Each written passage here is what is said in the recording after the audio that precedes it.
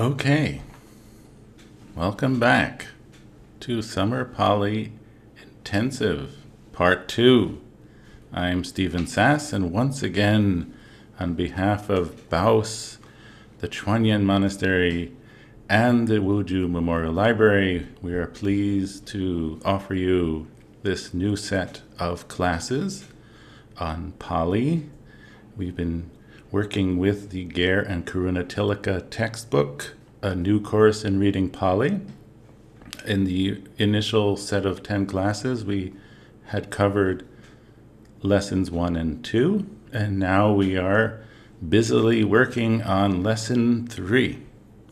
And so without much further ado, let me call up my file and share my screen for you, and we'll launch back into what's called the Milinda Punha, the questions of King Milinda, which, as we said, was a rather late text in the world of Pali, certainly after the Buddha lived, and it's a question and answer session, rather long, between a king who is called in Pali Milinda, who I think is called Menander in Greek. He was Greek, although he was, I think, born in Afghanistan and lived in northwest India, and a monk named Nagasena, Bhante Nagasena.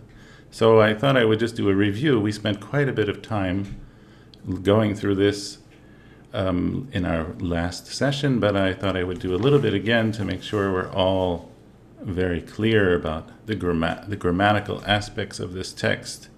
And so we have the vocative to start out with here, Nagasena. He's addressed by the classic Bhante, Venerable Nagasena. And we have, this text is based on two verbs which represent two different concepts, two differing concepts about what happens after one dies. And so we have one of them being sankamati, which we might say transmigrates. We'll use one transmigrates. And this is the sort of view that one possesses a soul or a fixed essence which after birth passes somewhere else. And the other one is down here in dark blue as well, pati sandahati. This would be, I think, the Buddhist view. We can call this one is reborn, where there's something that transmits from one life to the next, but since the Buddha taught everything is impermanent, it is not a soul. And so here we have the verb atti. So we talked about last class that there are two main verbs to express the idea to be. One of them, we said perhaps the more existential one, is atti. There is, or is there? It's sort of a question, does this exist? So that's more of an ontological, so to speak, kind of is. And then we have this word kochi. This is called an indefinite pronoun. It's formed from the interrogative pronoun ko plus this clitic piece chi. They go together and it has the sense of anyone or any. And then we have satto in the nominative. This is a being. So kochi sattu, satto, is there anyone? And we have now yo, our relative pronoun, who or that. Transmigrates here in our verb, sankamati. Notice too that the I at the end is lengthened because it is coming right before the end quote. And then we have the direction. The first place is expressed in the ablative, imam hakaya, from this body. So this is imang, our demonstrative pronoun, to anang kaya, another body. And the answer comes, nahi maharaja, certainly not great king. And now in our next sentence, we have a present participle based on the verb sankamati, but notice that it has this nt ending, which tells us that it's a present participle, and it's declined in the nominative. That's our letter O at the end. And so this is functioning as the subject, as present participles often do. So if yadi natti, once again our verb to be, if there is not one transmigrating imamhakaya from this body anyankayang to another body nanu. So this is our interrogative. Then there will there be. So this is the other verb to be, bhavati, expressed in the future tense. So notice that in this very sentence we have the two different verbs to be, bhavati and ati, juxtaposed in the very same sentence. Will there be a liberated one, a mutto, liberated? Will there be one liberated from papakehi kamehi, evil kama, in the plural, ablative? And so the answer is yes. And I think we can talk about how this is now the same verb, pati sandahati, expressed in the optative. And so the optative is expressing, it's a form of the verb which is expressing a potential or a condition, a possibility, not necessarily a true thing. It's like it's considering. So the answer is amma, which is yes, great king. Yadi na pati sandeha. So if there was no rebirth, bhavisati, one will be liberated, mutto, papakehi kamehi, from evil actions. And then we have yasma chako, which we can read as but since, great king. And then once again, now the verb is expressed in present indicative, which means now this is the truth. This optative expressed the sort of incorrect conclusion, but the reality of it is expressed in the indicative, pati sandahati. Since one is reborn, tasma, therefore. So notice the yasma is completed with the tasma. Yasma, this is the relative, and this is the demonstrative. So a co-relative construction. We've had yo and so, and young and tongue, and now we see yasma and tasma. So therefore, one na parimutta, mutto, fully liberated. One is not fully liberated, papakehi kamehi, from evil actions. So that's the first part, and I'll cover the second part quickly. And so we say, we have katam. So the questions keep coming. Hang on a second.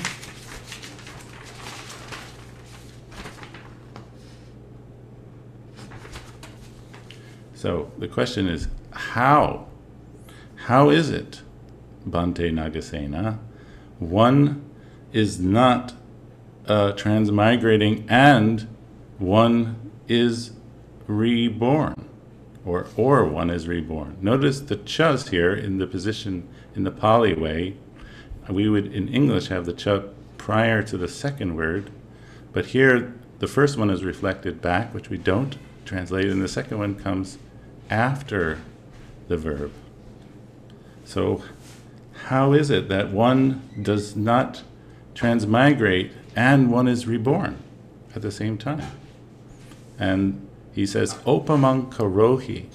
So this is our new form of the verb called the imperative, which is sort of like an order in a polite sense. It's not like do it, but it's a nice way of doing it. So this is the verb karoti, to make or to do.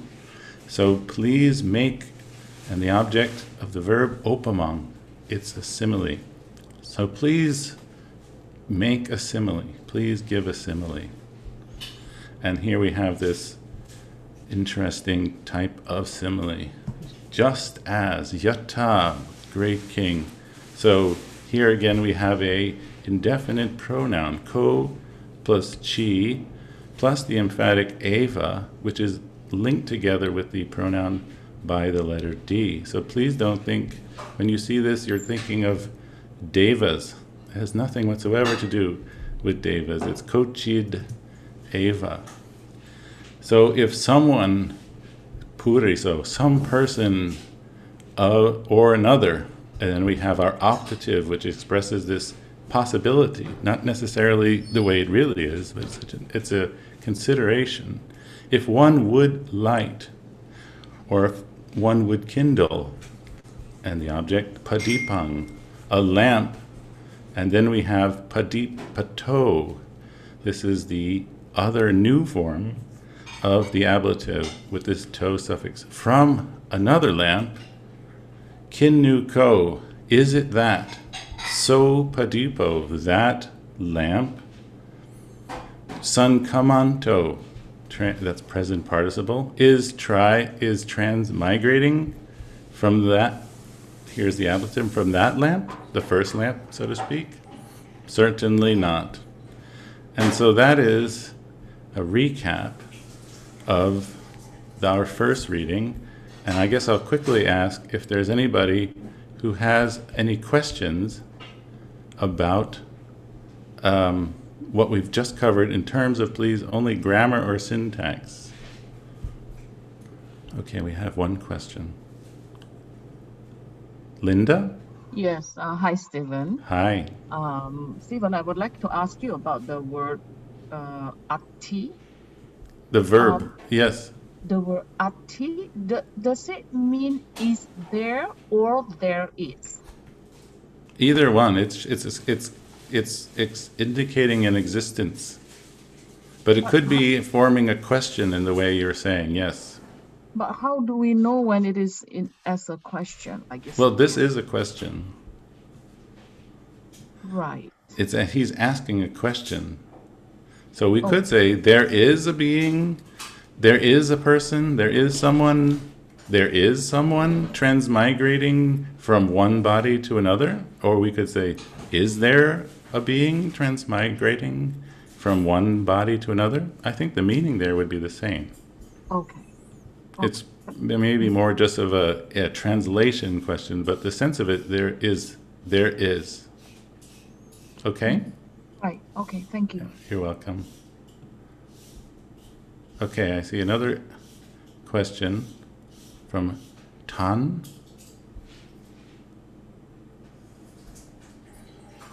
Are you there? If you're there, you're not unmuting. Maybe we'll come back. Hello? Hello, yes, now I hear you.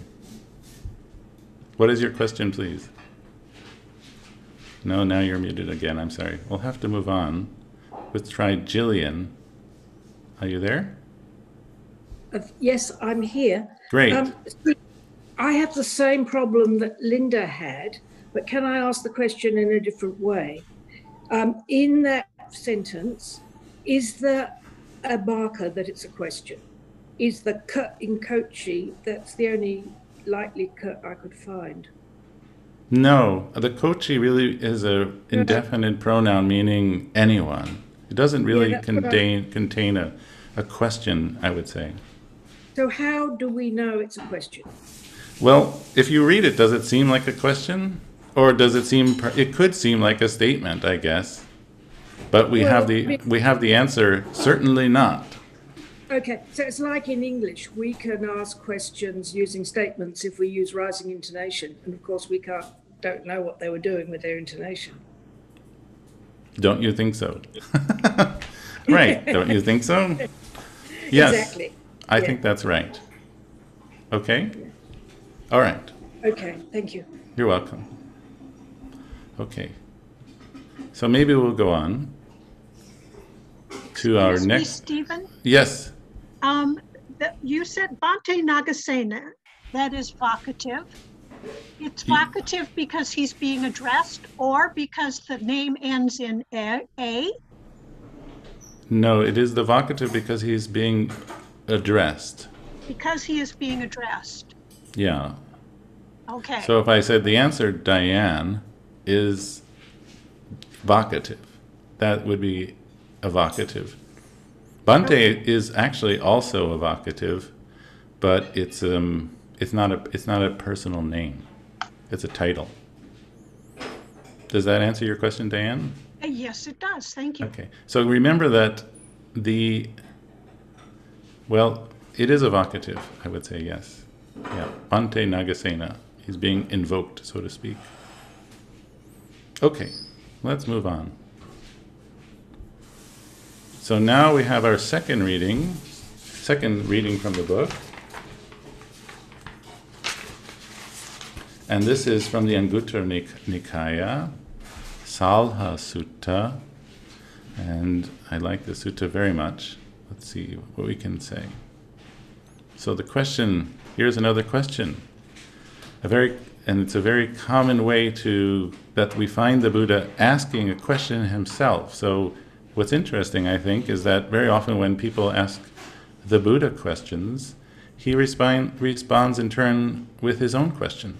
He doesn't just always lecture. He asks, Tung King Manyata, what do you think? What do you think about that? He's always interested what his students are thinking. And so here, this is a very common phrase, Tung King Manyata. And so this is, I think the verb is manyati. It has the sense of to think or to have an opinion, and it's in the second person plural, and I think it's actually ambiguous. It could be in the imperative or it could be in the present indicative because they both share this case. So I'm not entirely sure, but it doesn't perhaps matter. So king is what, and tongue is that. So what do you think about that? Salha, vocative, this person. Ati lobo. So here we have the verb ati, to be. Is there lobo? Or it's a question, so is there? So it's asking about the existence. Does lobo exist? Or does greed exist? He's asking, what do you think, Salha? Does greed exist? Evang Bhante. Certainly, Bhante. Yes, sir. Yes, of course, he says. And then so the Buddha continues, Abhijatiko ahang salha etam atang vadami. And so here we have a feminine noun, abhija. Notice that long A, this is the nominative. It's a direct speech. Abhija, this concept is placed in sort of these air quotes. Abhijatiko, ahang, I, that's the personal pronoun, first person. Vadami, I say. And then we have this word etang atang, and that has the sense of the meaning of that. And so putting this all together, we can perhaps start with the personal pronoun. Ahang vadami, I say, the meaning of that, or is abhija, greediness or covetousness. So this feminine noun. So very often we see lots of sort of very closely related words, basically synonyms being used to sort of really hone in on the concept. So is there greed? Yes. And so Salha, I say the meaning of that is greed. Or we could even just say greediness, or we can just say, I call it greediness, or I call it covetousness. And we can go on now. Ludoko ayang salha, abhijalu panang pihanati, adinang pi adyati, paradarang pi gacchati, musapi banati, yang sahoti digaratang ahitaya dukayati. This is actually a question, which doesn't seem so much like a question in this context, but I think if we looked at the sutta as a whole, we would see how this is a question. That's why I put it in brackets, the question mark. And so that's also why we have an answer. Yes, Venerable Sir. And so here we have another word. One who has lobo, one who has greed, is called a ludo. So this ayang, this is the demonstrative pronoun, nominative, the closest one, this person right here, this greedy person. And then we have this adjective further describing this person, abijalu, is covetous or greedy. We have to kind of struggle to find enough English words to express all these Pali words. So notice I've had to add my verb to be in here. This is an equational sentence. It's equating the noun and the verb. But in English, I need the is. Otherwise, it wouldn't really make such great sense. And so what does this person do? Panhang pi hanati. So hanati is to kill or to destroy. Panang, which is life. Actually, in a literal sense, it has the sense of a breathing thing. It's the Sanskrit version of this is prana, like breath. And so one kills living things, breathing things. And notice we have this piece P, which means and, also to, but this first one just tells us that we're about to have a list, and we wouldn't translate it in its first instance. The second thing this person does is adinang pi adiati. So adiati is to take. It's very much related to adadati, which we had earlier, or dadati, but adiati is another form of that verb. So he takes adinang, what is not given. And also P, paradarang gachati. So gachati, of course, we know is goes. Adara is a wife, and paradarang means another wife. So literally, this means he goes to another wife, which has the sense we would say in modern English, he commits adultery. He cheats on his wife. And then we have P, also, Musa P Banati. He speaks Banati, he speaks falsehood. Musa, he speaks falsely. And now we have something which is a bit idiomatic. And so we have Yang Sa Hoti. So this connected together, Yang plus Sa is actually Yang and Asa, which has been smushed together for ease of pronunciation, and we have this apostrophe to tell us that there are some missing letters, so to speak. Of course, if we heard this, we would grasp it. Like if I said don't, we'd probably know that I meant do not. So Asa, which has several meanings, and it can be a little bit of a tricky thing for students to get the right one. But this Asa is the dative form, or one of the dative forms of ayang. So that which for him, so the asa here is functioning as a personal pronoun. So that which, so I'll first translate this literally in order, although it won't make great sense in English. That which for him, that's the asa, hoti, is, that's our verb to be. Then we have this adverb, which is indeclinable, which means that it never changes, digaratang. It has the literal sense of a long night, but it means a long time. It doesn't really mean a long night. And it's in the accusative simply because it's functioning adverbally. It's not the object of a verb. And then we have two datives, ahitaya, for harm, and dukkaya, for suffering.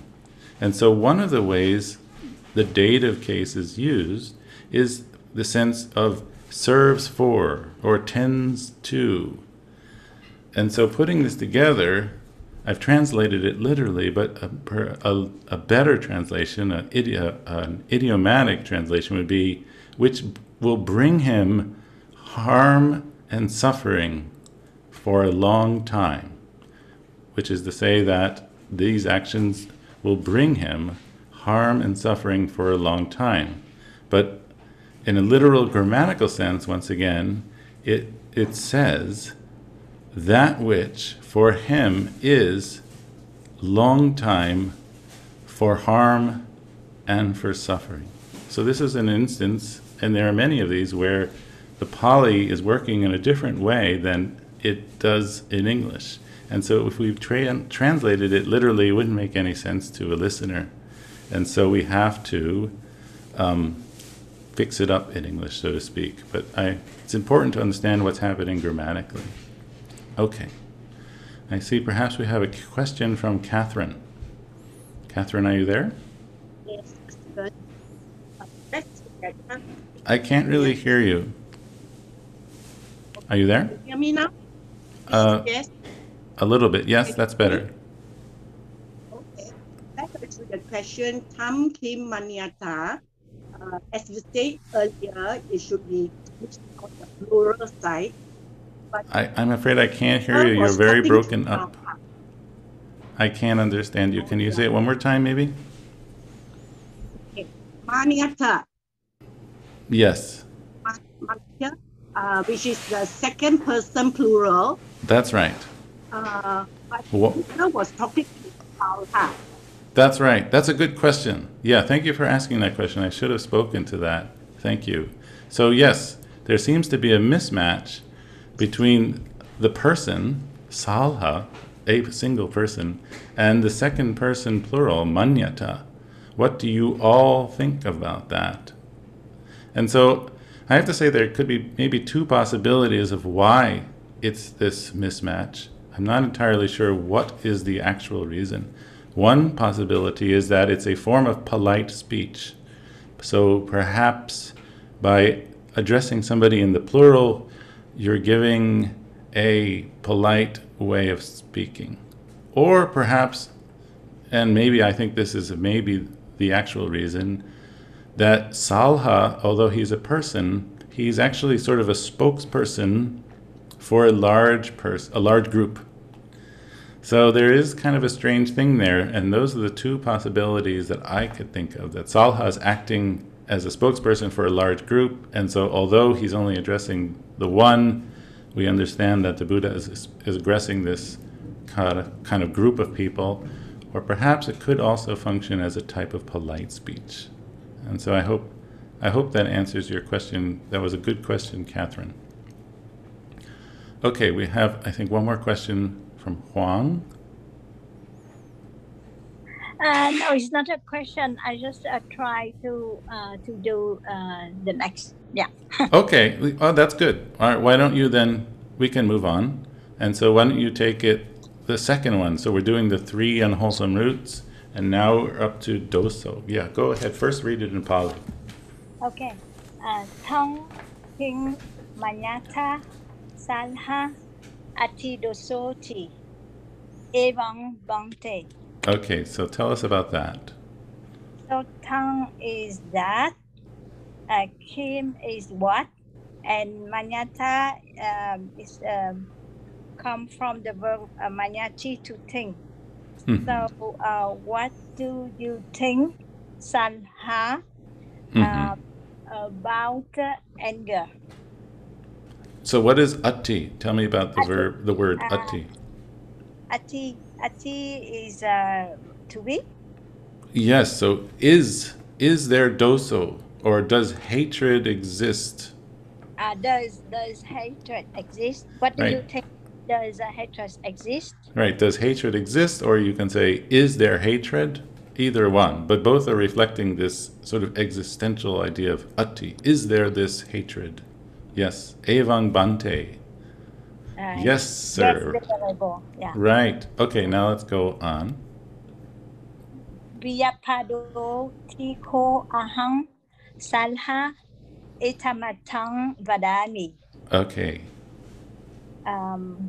So Viyapado.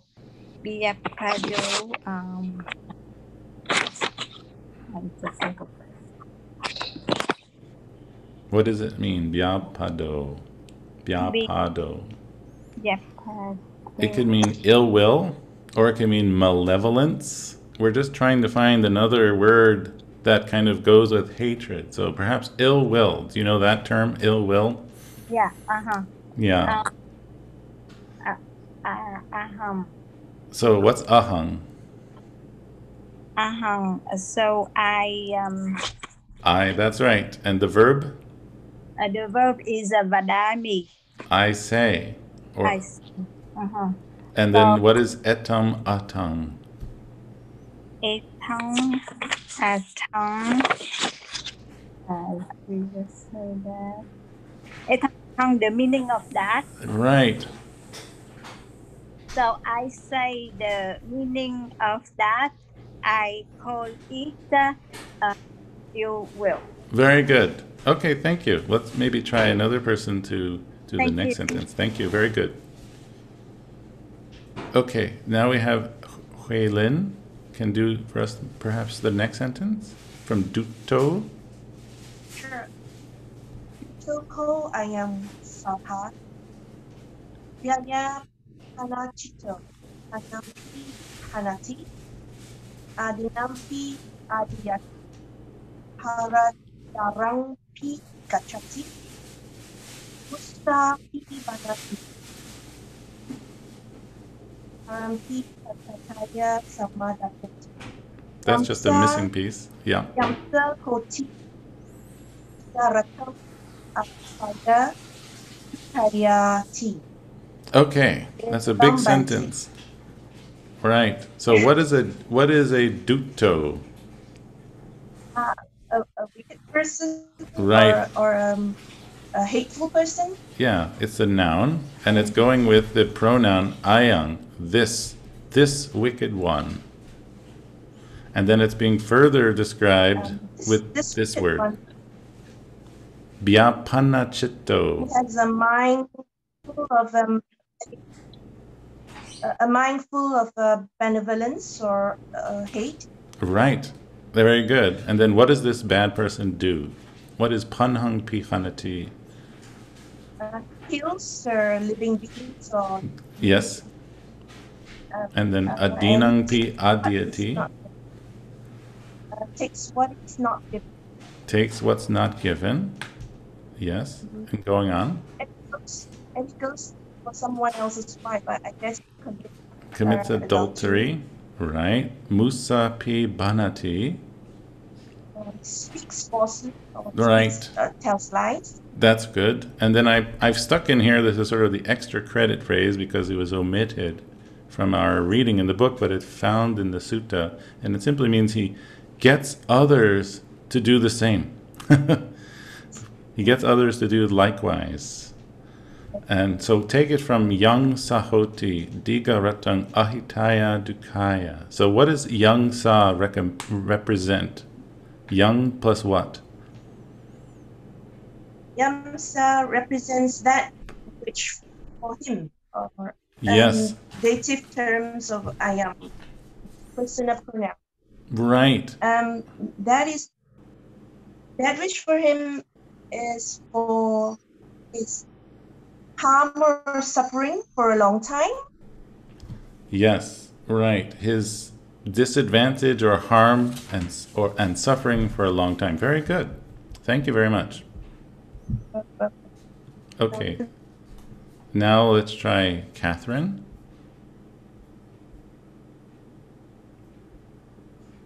Okay, can you hear me? Yes, I can. Now we're up to our Can you hear third. me?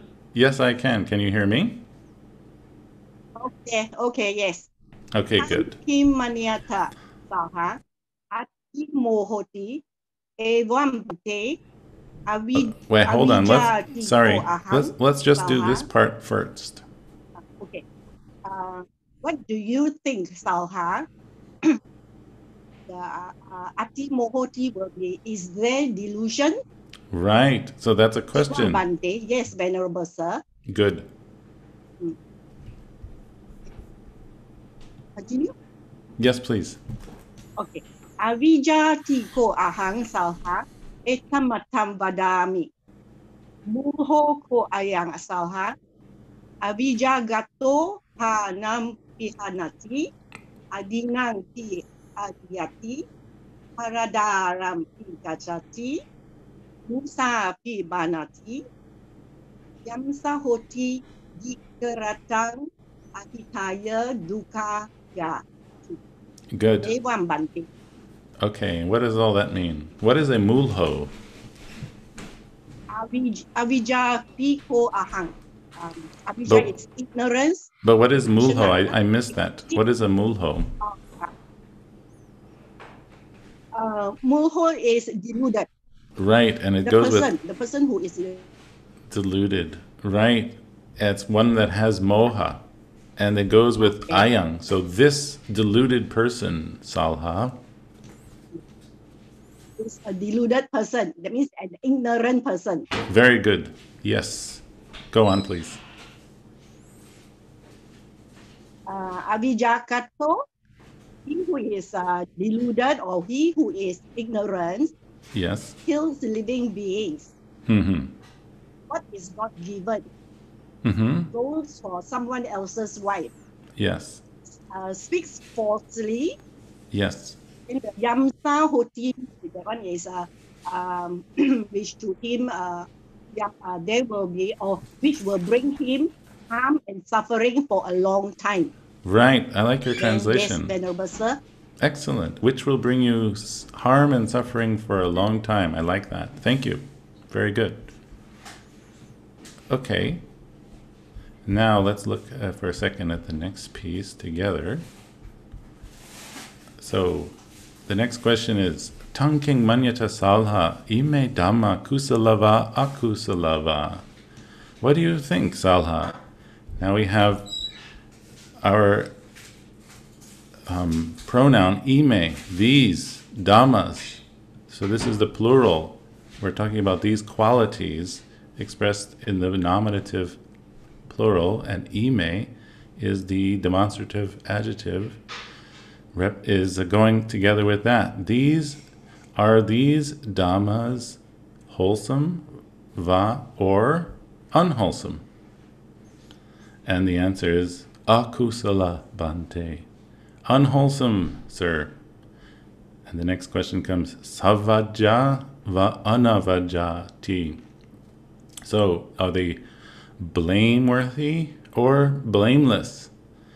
And the answer is savajja bante. They are blameworthy. They're reprehensible. Bad things. The next question is vinyu garhita va vinyu pasata va ti. Are they condemned by the wise ones, or are they praised by the wise ones? And the answer, of course, is vinyu garhita.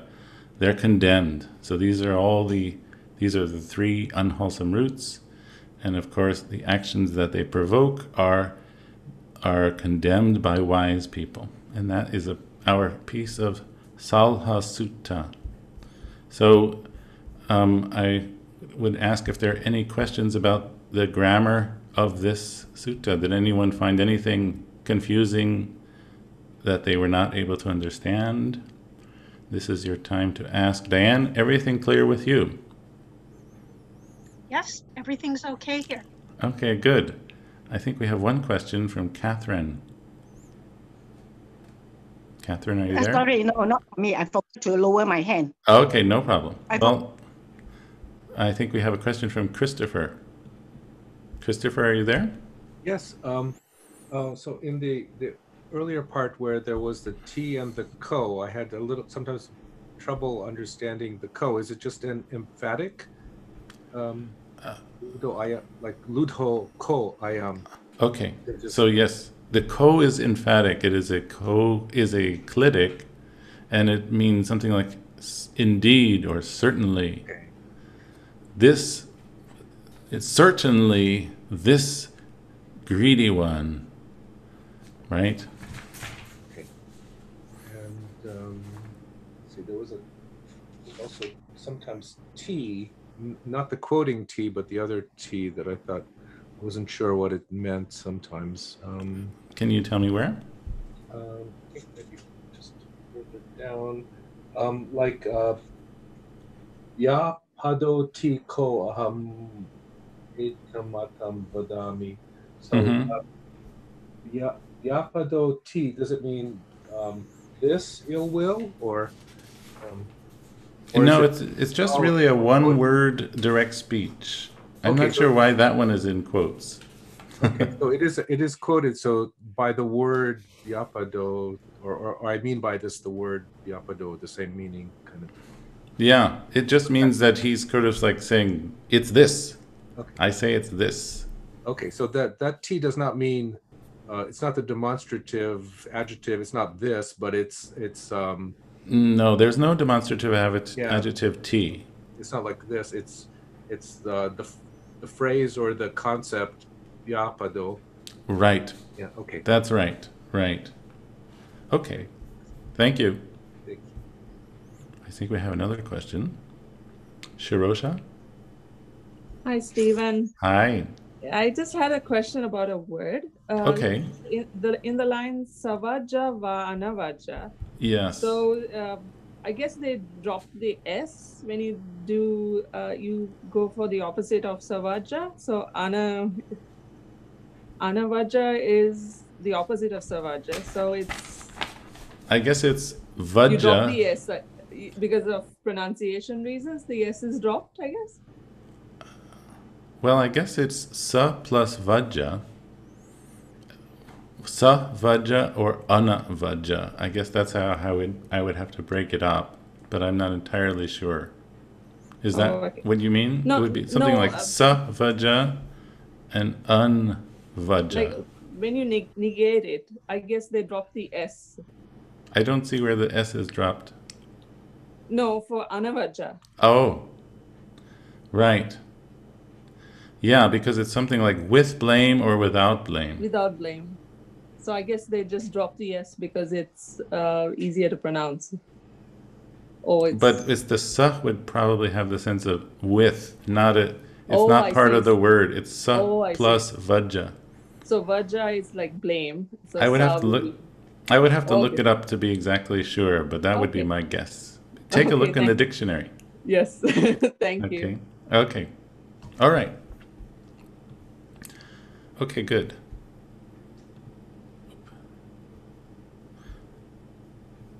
Okay. Then maybe we can move on. So I think we have, what do we have? Yes, this was all my notes. I hope you found that helpful. And now we're up to our third reading from initial readings. And I've added one sentence which is not in the book because I think it sort of helps understand the context of this sutta a little bit better, but I'll just tell you what it means here. And so the sentence that I've added, which is in the square brackets, akusalang bhikkhave pajahata, sakka bhikkhave akusalang pajahitung. So here, akusalang is functioning as a noun, and it's neuter. So this is a neuter nominative, and we have our vocative monks, and here we have the verb pajahati, a very common verb to abandon. We find it now in the imperative, second person plural. Abandon the unwholesome monks. So this is the imperative. It's sort of like the Buddha is giving a direct instruction. Do this. Pajahata. Abandon akusalang.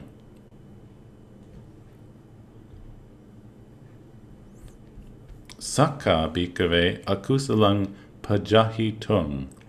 And so here we have a new word, sakka. It has the sense of it is possible.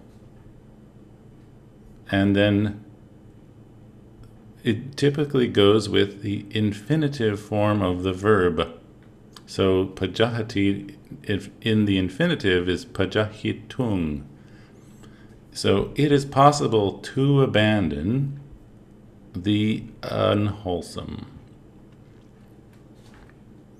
which I love.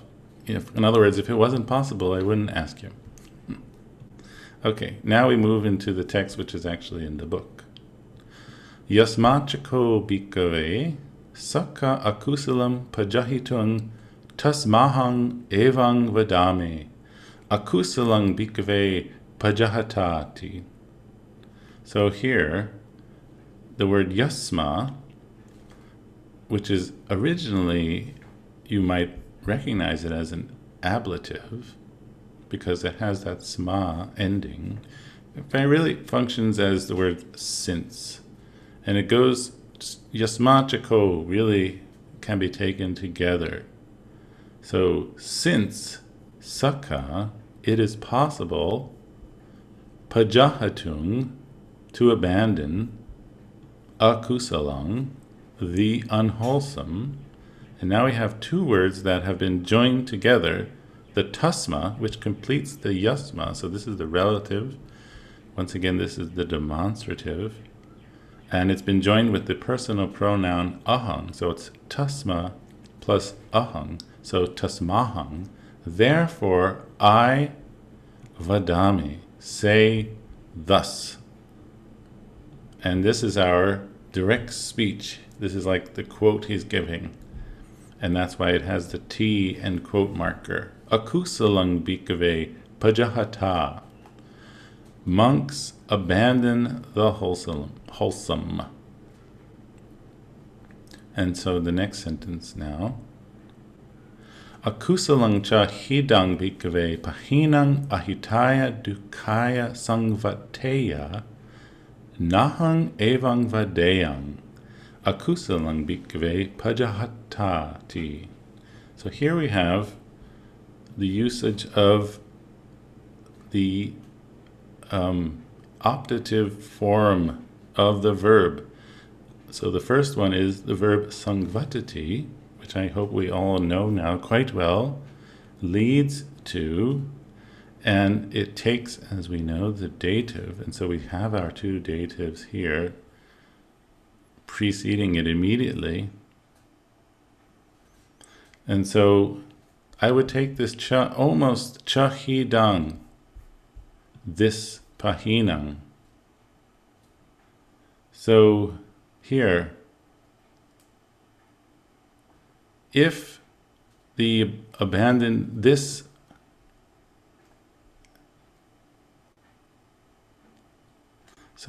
ikusalang chahidang bhikkhave pahinang ahitaya pahinang. Okay, so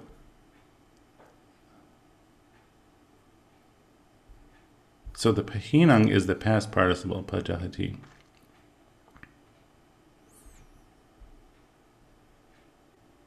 If abandoned unwholesome would lead to harm and disadvantage, so if the unwholesome would lead, so this is our sort of theoretical and the optative, would lead to harm and suffering, nahang evang vadehang. So once again, we continue this hypothetical with the optative. I would not say thus, nahang evang vadeyang. I would not say thus.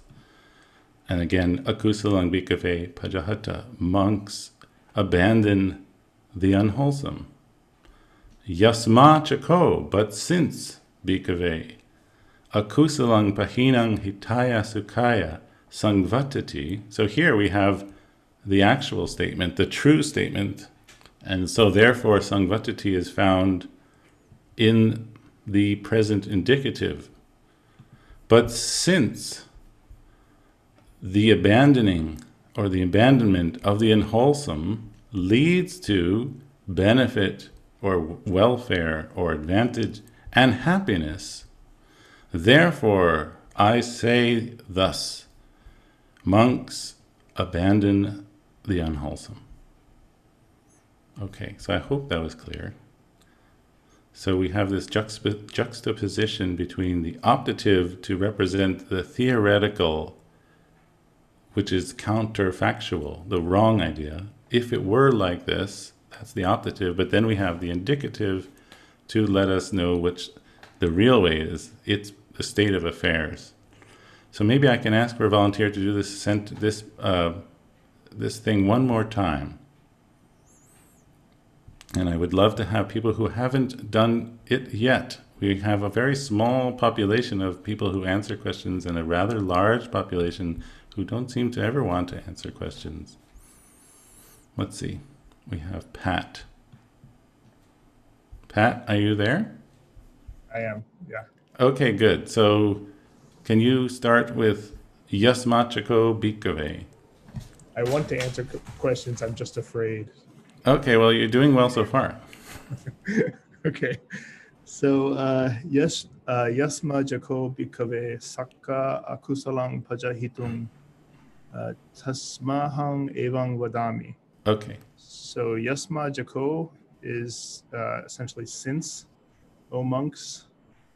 Sakka, it is possible. Mm-hmm. Then go right to the infinitive of the verb. So this is to abandon. Right. Yeah, the unskillful or the unwholesome. Mm-hmm. This Tasmahang guy. So tasma is completing the yasma. So since, and then tasma, therefore, I. Therefore, I see. Therefore, I is ahang. That's right. It's blended. Okay.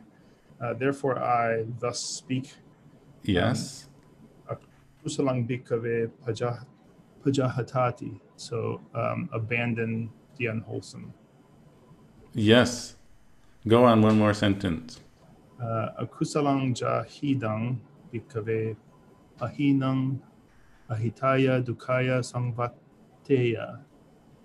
Okay. Nahang evang vadeyang. Okay, so the unwholesome.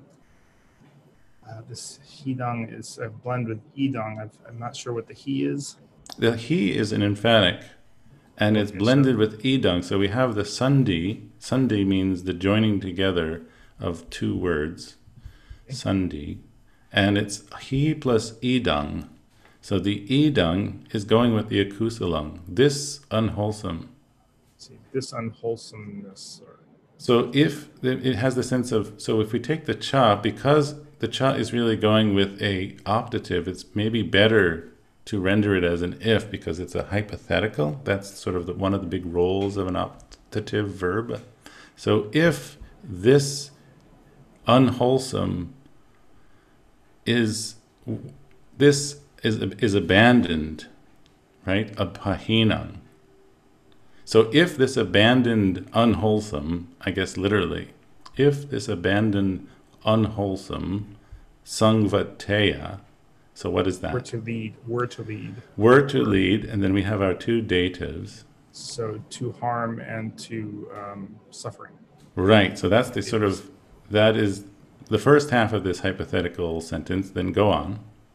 Nahang evang vadeyang, I would not say. Right, I would not say. Very good. Akusalang bikave vajahati. So I would Right. not say abandon the unwholesome monks.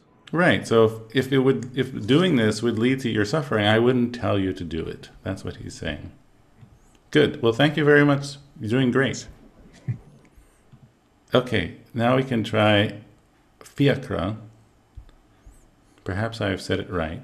Yes, you have. Thank you. Okay, thank you. Okay, can you then go from Yasma Chako? Okay.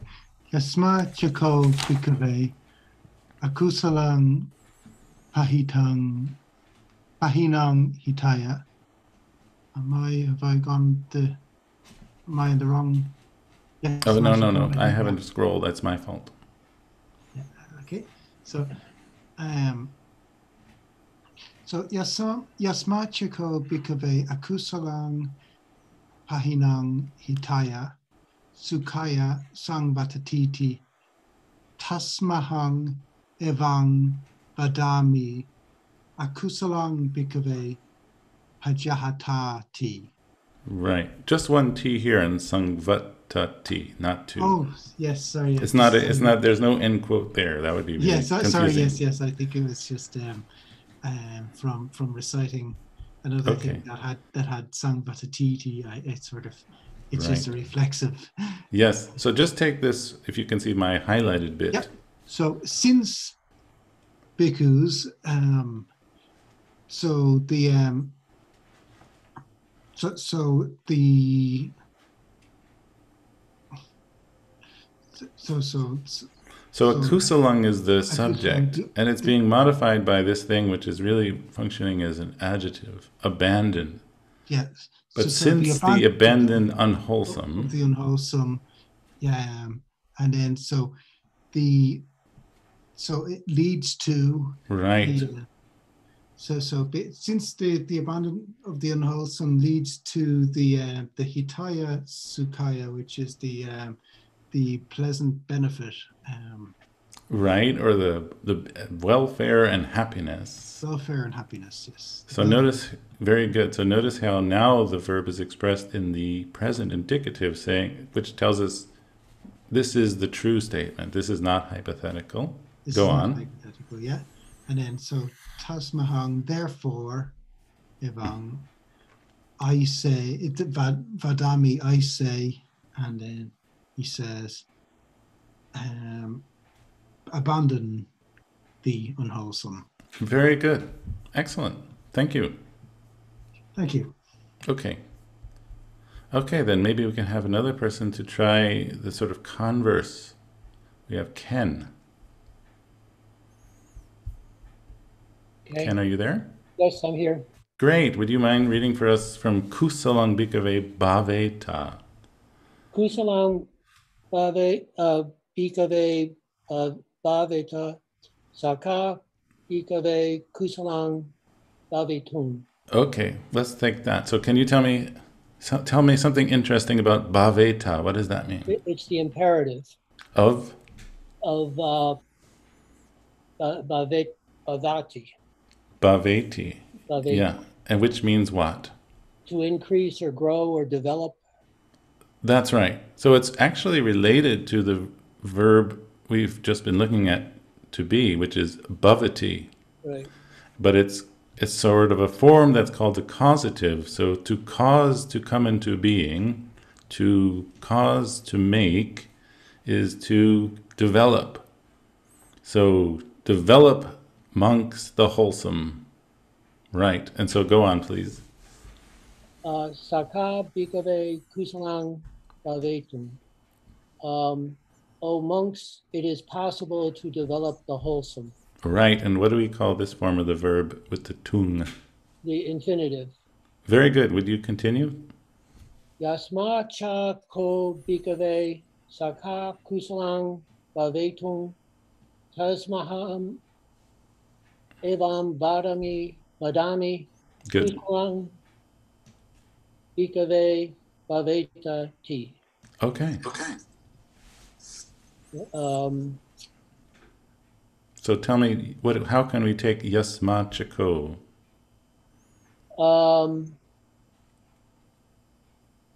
Since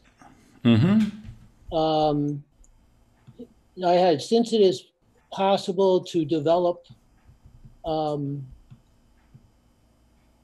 wholesome, O monks. Good. I say increase the wholesome, O monks. Very good. Or develop the wholesome. Excellent. Very nice. Thank you. Can I ask you a question going yes, back please. To the last one? Yeah. Because I did not interpret akusalang as the subject. I took pahinam as the subject. It's a participle functioning as a noun, as the subject, and akusalang is the object of that participle. So it could be. Yes. Abandonment of the unwholesome.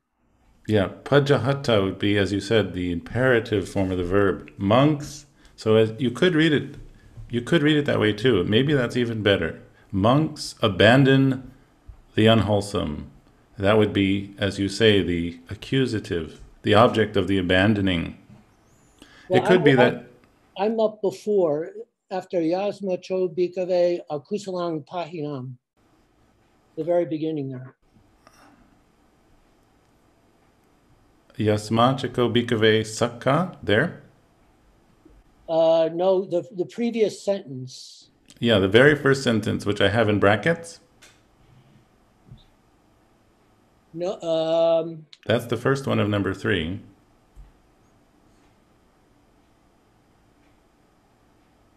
no, I'm sorry. I'm looking actually at the second sentence. I had it copied out differently. It's a kusalang cha hidam bikave pahinam ahitaya dukaya samdeteya. So I took the that past participle of pajahati as functioning as a noun, as a subject. And then how do you take the abandonment of the unwholesome? Yes, but that would put akusalam in sort of a different case, wouldn't it? It's accusative, yeah. Yeah, it's possible. Okay, anyway, I just wanted to ask. It's possible. I have to think about that. Sorry. Okay. Okay, maybe we go on.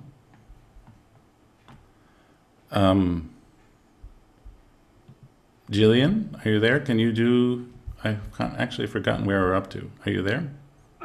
Yes, I'm here, and I've forgotten where we're up to, but I think it might be number 7, the one that's referenced, grammar point 7. Kusalang bhikkhave bhaveta. We've done that. Done that, sorry. I think... Must be yes vachako bhikkhave kusalam bhavita. Yes. Let's Right. do it from there. Okay. That's just the last couple of lines of... Right. That's the end of I'm in the this right. sutta. Yeah, do that Very for us. okay. Yes machako bhikkhave kusalam bhavitang hitaya sukhaya samvartati tasmahang evang vadami kusalam bhikkhu bhavatati. Bhavetati. Bhave, stress on the A. Okay. Bhavetati. Bhavetati. Bhavetati. Gotcha. Okay, so I'm back to, was I reading? Yasmachako. Yes.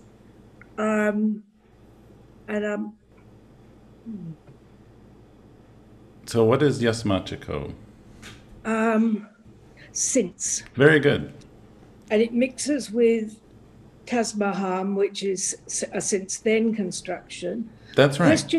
Question about that. You said earlier that yasmas was originally in the ablative. When it's used in this way, it becomes indeclinable? I'm not sure if I would call it indeclinable. It's functioning not really as an ablative, I would say. Right. Maybe. So does it have ending when it's meaning? Does it have what? I'm sorry. Does it ever change its suffix when it is translated as since? You mean, can it mean something besides since? No, I mean the the R, the ablative R, would that ever change? Yasma has the sense of since. Right. If you want, we can look it up. I don't know. I'm not quite sure I understand your question, but maybe if we look, if I could find it. Okay. So it says even here in the short form, the ablative yasma has this adverbial sense. Maybe look at it even closer. It doesn't really give it doesn't give an English translation, but it has the sense of since. Sort of answers my question because adverbs don't decline. Yes, it is a declined, so I would say perhaps it is a declined relative pronoun, but it's functioning adverbally. Yeah. Thank you very much. Okay, monks. Since the giving up of the wholesome leads to benefit and happiness, then I say, give up the unwholesome, monks. No. Oh. No, at least if we're not, assuming we're looking at the same 3 words, kusalang bhikkhave bhaveta. I'm sorry, we're not. I'm up in the back, the previous paragraph. I'm having a lot of trouble negotiating my way around these texts. Okay, I'll try again. Because monks, development of the wholesome leads to benefit and happiness, then I say monks develop the wholesome. Very good. Exactly. Thank you. Okay. So that covers our initial readings. I think maybe we'll take a couple minutes to look at the beginning of the further readings because it's very much similar to some of these initial readings. Let me pull up my file.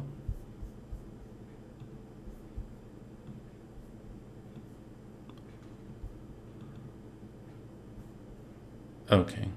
So this is hopefully looking rather familiar from what we've looked at before. In fact, is there somebody who would like to go ahead and do this one for us, the very first few sentences? I see a lot of raised hands. Maybe we'll try Sharosha again. Are you there? Hi, I'm here. Are you prepared to do this first one? Let me just go for it. I'm reading off your screen. So, Tam King Manyata Salha Atti Aloboti. Yes. So, Tam King Manyata would be what do you think? Salha is Alobo, which is the, I guess, generosity. Is generosity real? It could be. Does generosity exist?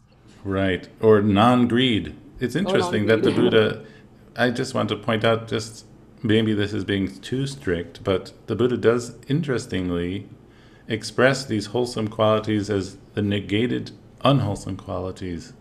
Mm-hmm. And so some translators will be very strict to the Pali and translate it that way, non-greed. But it is possible, as you've done, it's not wrong, to substitute a positive word. So either way, I think is okay. So please continue. Evam Bahante, which is yes, Venerable Sir. Yeah. Okay. Please go do the next sentence. Next one. Anabijja tiko aham salha etamattam vadami aluto. Okay. No, that's the next sentence. Just the vadami. Just the vadami. Oh, sorry, I went to the next. So anabijja. Yeah, what is that?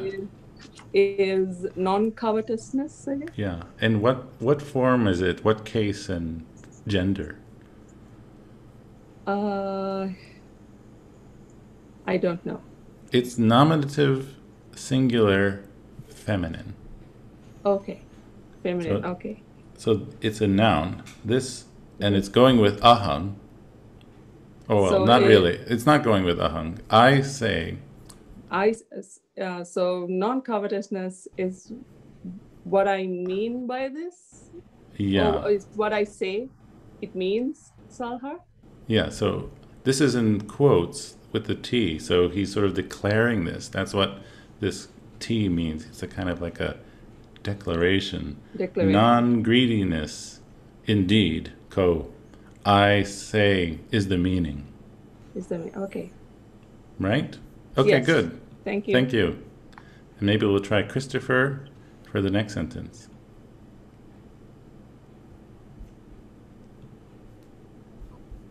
Aludho ko ayam salha anbijalu eva panam hanati na adinam adiyati na paradaram gachati namusa vanati parampi na tatataya samadapeti yamsa hoti vidharatam hitaya sukhayati. Okay. So aludho, so is it the person who is not grasping, who is not greedy? Yes, that's right. It's the noun form of one with a lobo. So this non-greedy greedy one, perhaps, in a literal sense. Greedy one. And then he's further described by Anabijalu. It's a non-covetous person. Yes. Thus, indeed, does not kill living things. Right. Does not take what is not given. Does not go to another's wife. Does not speak falsehoods. Does not cause others to do these things. Thus, for him or her, there is benefit and happiness. Indeed, Venerable One. But very good, but you forgot one word, which is digaratang, which is an adverb. For a long time. Right, for a long time. It literally means a long night, but it really doesn't mean that. It really means for a long time. Okay, right. That's for him or her. There is for a long time happiness, benefit and happiness. Excellent, excellent. Just so. So yes, this is the positive side of what we had. It would be it's nice to leave on a positive note. So thank you very much. And I think we'll have to leave it there for today. And we'll continue much of Lesson 3 further readings in our next week class. I hope everything is clear. It's mostly a repeat of much repeated material, see? And so I think we'll leave it there, and I have to ask our librarian, Kaiti, if she's here, if she could make a few announcements for us, please. Hi, Stephen. How are you? Hi. Hi, everyone. Good evening. My name is Kaiti. I'm the part-time librarian for the Wu Memorial Library. Great to meet everyone here. Regina cannot be here tonight, so Stephen asked me to make some announcement. So I'm just going to take a few of your minutes to make this announcement. First, I would like to share you a story that I overheard from a respectful monk. One time in a class, he encouraged everyone to learn Pali. He said that the past Buddha, means the historical Buddha, Shakyamuni Buddha, he spoke Pali. And he says the future Buddha will speak the same language. So he says, let's prepare ourselves to listen the Dharma. So that's the story I want to share with you.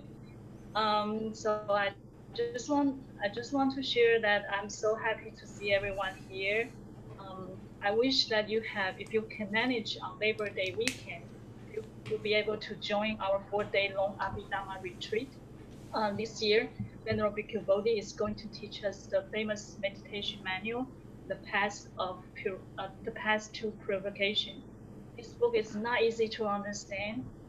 He is going to guide us the wisdom part of the section from chapter 18 to 23.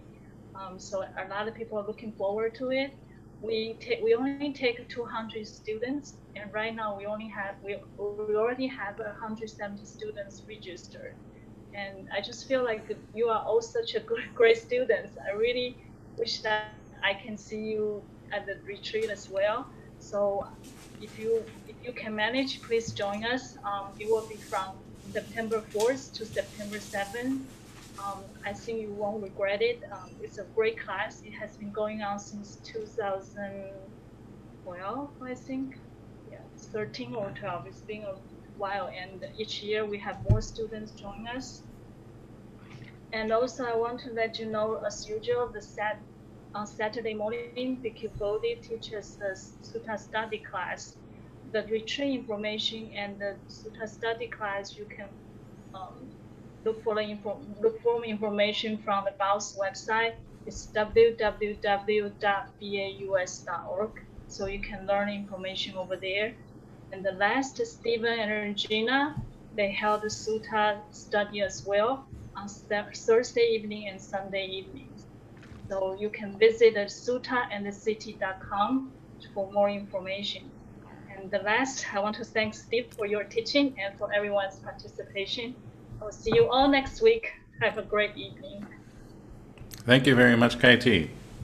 Okay, thank you all very much. I hope you all return. Thank you. Thank you, Stephen. Thank you. Everyone. See you next time. Come back. Thank you. Thank you. Thank you. Stay safe. Thank you. Yeah, thank you.